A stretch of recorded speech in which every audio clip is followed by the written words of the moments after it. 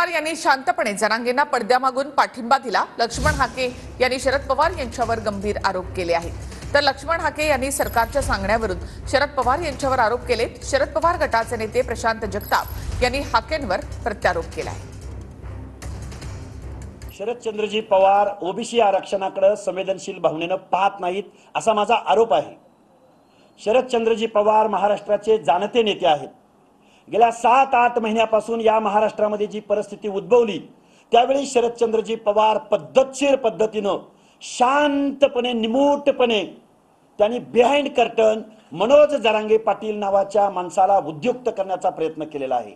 मनोज जरांगे पाटीलांचं जे आताचं आंदोलन आहे हे उत्स्फूर्त आहे।